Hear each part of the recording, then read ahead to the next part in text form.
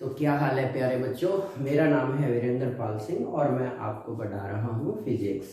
तो 11th class की physics जो है काफ़ी इंटरेस्टिंग है। जो इसके चैप्टर हैं काफ़ी इंटरेस्टिंग है। काफ़ी कुछ नई चीज़ें हमें जानने को मिलेंगी। तो डायरेक्ट मैं अब आपको ये बताना ज़रूरी नहीं समझता कि आप कौन से फील्ड में जा रहे हो, आप क्या कर रहे हो। ठीक है, अपने डायरेक्ट अपने जो चैप्टर है डायरेक्ट उसी से स्टार्ट करते हैं। तो देखो 11th क्लास की जो फिजिक्स है उसका चैप्टर नंबर फर्स्ट अपना जो है वो बिल्कुल बेसिक चैप्टर है। अगर आपने इसको आईआईटी के हिसाब से देखें, नीट के हिसाब से देखें या मेन कोई भी कंपटीशन एग्जाम के हिसाब से देखें तो नॉट इम्पॉर्टेंट, तो इतना ज़्यादा इम्पॉर्टेंट नहीं है। कुछ बेसिक बातें हैं जो बिल्कुल भी इम्पॉर्टेंट भी यहाँ पर नहीं है। ओके, चैप्टर का जो नाम है वो है भौतिक जगत, फिजिकल वर्ल्ड। तो भौतिक जगत, इस चैप्टर में अपने को बेसिक चीजों के बारे में पढ़ना है कि जैसे विज्ञान क्या है, फिजिक्स क्या है। ओके, और फिजिक्स के जो दो मेन इंपॉर्टेंट जो हैं स्कोप आगे हो गए जैसे वो क्या हैं, क्लियर। और फिजिक्स में और ज्यादा क्या क्या प्रयास किए गए हैं, तो इन सब बेसिक चीजों के बारे में हमें जानना है। ठीक है, तो अगर अपने पेपर के हिसाब से देखें तो इस चैप्टर में बिल्कुल बेसिक सी बातें हैं, कुछ खास इंपॉर्टेंट नहीं है। सिर्फ इस चैप्टर का एक टॉपिक जो है वो इंपॉर्टेंट है जिसका नाम है प्रकृति में मौजूद मूल बल, जो फंडामेंटल फोर्सेस इन नेचर हैं। मतलब कि नेचर के अंदर जो मूल बल हैं उनके बारे में अपने को पढ़ना है।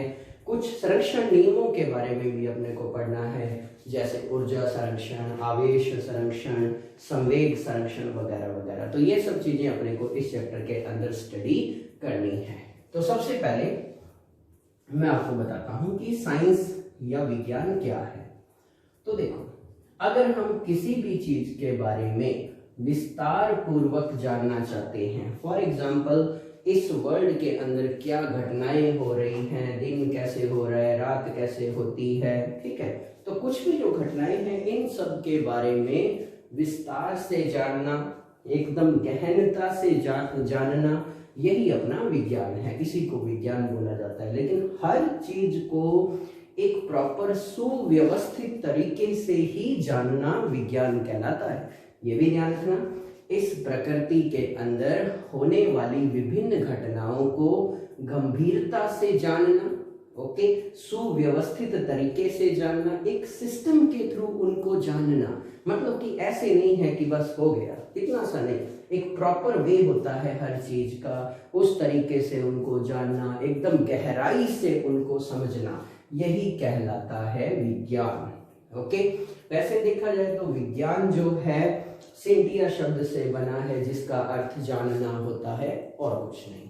ओके, तो विज्ञान का मतलब है प्रकृति के अंदर, नेचर के अंदर, वर्ल्ड के अंदर मौजूद विभिन्न प्रकार की घटनाओं का अध्ययन करना, और वो भी किस तरीके से, सुव्यवस्थित तरीके से। तो इसी को विज्ञान कहा जाता है। विज्ञान की बहुत सारी शाखाएं हैं, रसायन विज्ञान हो गया, भौतिक विज्ञान हो गया, जीव विज्ञान हो गया, आदि आदि। ठीक, तो अपने मेन बात करेंगे भौतिक विज्ञान के बारे में। भौतिक विज्ञान जिसको अपने इंग्लिश में फिजिक्स भी कहते हैं। अब देखो सॉरी भौतिक विज्ञान या फिजिक्स के अंदर क्या होता है, अगर आप किसी भी प्राकृतिक घटना को जानते हो, पहचानते हो, ठीक है, और उसमें अगर कुछ नियम, बेसिक लॉ होते हैं, उनको अगर इंक्लूड कर देते हो, लगा देते हो, तो इसी को हम भौतिक विज्ञान कहते हैं। मतलब कि भौतिक विज्ञान के अंदर हम पदार्थों के भौतिक गुणों के बारे में भी जानेंगे और प्रकृति में होने वाली विभिन्न घटनाओं को मूलभूत नियमों के आधार पर जानेंगे। ठीक है, तो विज्ञान वो शाखा है, या विज्ञान की भौतिक विज्ञान विज्ञान की वह शाखा है जिसमें हम भौतिक गुणों के बारे में जानते हैं, प्रकृति में होने वाली मूल घटनाओं को कुछ नियमों या सिद्धांतों से समझते हैं। ओके, फॉर एग्जाम्पल जैसे ये जो एप्पल का पेड़ है, मान लो वहां से एप्पल गिरा, ठीक है, जमीन पर गिरा, तो वहां एक नियम है गुरुत्वाकर्षण बल। तो उस नियम के अंतर्गत हम उस एप्पल की जो है गिरने को स्टडी करते हैं। तो हर चीज को एक पर्टिकुलर नियम से जानना वही कहलाता है भौतिक विज्ञान। और यहाँ सिर्फ उन चीजों को गहराई से जानना, सुव्यवस्थित तरीके से जानना कहलाता है विज्ञान। इसमें भी हम जानते हैं और इसमें भी हम चीजों को पहचानते हैं, लेकिन इसमें एक सुव्यवस्थित तरीका होता है, गहराई से जानना होता है।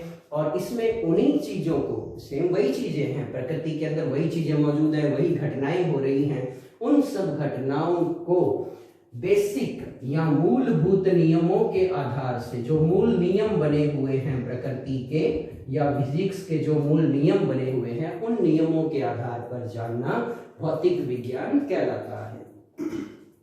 फिर आगे हम पढ़ते हैं कि भौतिक के जो है मेन दो प्रमुख विचार हैं। विचार का मतलब हो गया कि हम इसके दो मुख्य पॉइंट कह सकते हैं। एक होता है एकीकरण, ओके, और दूसरा जो पॉइंट है वो है न्यूनीकरण। अब ये एकीकरण नाम से ही पता चल रहा है कि एक करना, मतलब कि अगर मैं आपको बोलूं कि बहुत सारी घटनाएं हो रही हैं, उन घटनाओं को आप सिर्फ एक नियम से समझा दो, उसी को हम बोलते हैं एकीकरण। तो एकीकरण में नेचर के अंदर होने वाली विभिन्न घटनाओं को कुछ ही नियमों द्वारा व्यक्त किया जाता है। ओके, तो ये जो एकीकरण है, इसके अंदर हम इस भौतिक संसार में या नेचर में होने वाली विभिन्न घटनाओं को कुछ नियमों से ही समझा देते हैं। जैसे एकीकरण का एग्जाम्पल अगर अपने समझे तो फॉर एग्जाम्पल एप्पल गिरा जमीन पर, ठीक है, कैसे, पेड़ से वो नीचे गिरा जमीन पर, यहाँ कौन सा नियम लगा, गुरुत्वाकर्षण का, ठीक है। और फिर सूर्य के चारों ओर जो ग्रह हैं ये सब परिक्रमा कर रहे हैं, चक्कर लगा रहे हैं, तो यहां भी कौन सा नियम लगा, गुरुत्वाकर्षण का, ठीक है। पृथ्वी के चारों ओर चंद्रमा जो है वो चक्कर काट रहा है, तो यहां भी कौन सा नियम लगा, गुरुत्वाकर्षण का, ओके। कृत्रिम उपग्रह पृथ्वी की कक्षा में चक्कर काट रहे हैं, पृथ्वी के चारों ओर घूम रहे हैं, तो वहां भी कौन सा नियम लगा, गुरुत्वाकर्षण का। मतलब कि इन 3-4 चीजों को हमने सिर्फ एक नियम से समझा दिया, ओके। इन 3-4 चीजों को हमने सिर्फ एक नियम से समझा दिया, इसी को बोला जाता है एकीकरण। फॉर एग्जाम्पल अगर अपने अपनी लाइफ का एग्जाम्पल ले कि मान लो अपने पास सेल फोन है, मैंने आपको बोला व्हाट्सएप चलाना है, फेसबुक चलाना है, इंटरनेट सर्फ करना है, वीडियो देखना है, फोन करना है, फोन सुनना है, वगैरह वगैरह, तो आप क्या बोलोगे, सबका सॉल्यूशन सिर्फ एक है, मोबाइल फोन। तो यानी कि मोबाइल फोन उन सब चीजों को एकीकृत कर रहा है, अपने अंदर इकट्ठा कर रहा है और वहीं से वो सब डिफाइन हो रही है, ऐसे भी समझ सकते हो।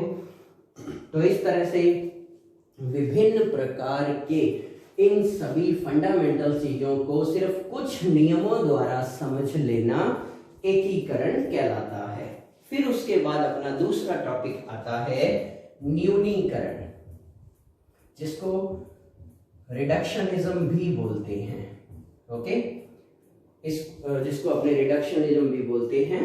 और रिडक्शनिज्म या न्यूनीकरण के अंदर देखो, न्यून का मतलब होता है छोटा। अगर मैं आपको बोलूं बहुत बड़ा सिस्टम है, कोई बहुत कॉम्प्लेक्स जटिल सिस्टम है, इसको हल करना है, तो आप इसको छोटे छोटे आसान भागों में बांट लोगे और उसके बाद इसको हल कर दोगे। मतलब कि किसी बड़ी समस्या को, किसी जटिल समस्या को छोटे छोटे भागों में बांटकर हल कर देना न्यूनीकरण कहलाता है, ओके। तो किसी बड़े निकाय, जटिल निकाय के गुणों को छोटे छोटे पार्ट्स में या छोटे छोटे सेट बना करके उनको अलग अलग तरीके से हल कर देना न्यूनीकरण कहलाता है। जैसे इसका एग्जांपल है, जैसे ऊष्मा निकाय, जैसे ऊष्मा गतिकी जो सब्जेक्ट है, ये एक सब्जेक्ट है, ये बड़े निकायों से संबंधित था। मतलब कि इसमें ताप, ऊष्मा, एंट्रोपी, इन सब चीजों को सॉल्व करने के लिए इसको बनाया गया था। एंट्रोपी मतलब होता है किसी भी चीज की अव्यवस्थित तरीके से बैठा हुआ, मतलब कि अव्यवस्थित तरीका है, उसमें कोई एक प्रॉपर सिस्टम नहीं है, इररेगुलर फॉर्म है, ठीक है। ताप हो गया, ऊष्मा हो गई, और फिर एंट्रोपी वगैरह, इन सबको समझाने के लिए विषय बनाया गया ऊष्मागतिकी। लेकिन बाद में इन्हीं चीजों को छोटे पार्ट्स में डिवाइड कर लिया गया। फॉर एग्जाम्पल बाद में क्या हुआ, अणुगति सिद्धांत, सांख्यिकी, यांत्रिकी विषय बने, और जो इन बड़े बड़े अवयवों, इन बड़े बड़े जो अपने निकाय थे, इनको छोटे छोटे पार्ट्स में बांटकर उनको समझा दिया। जैसे ताप को अणुओं की औसत गति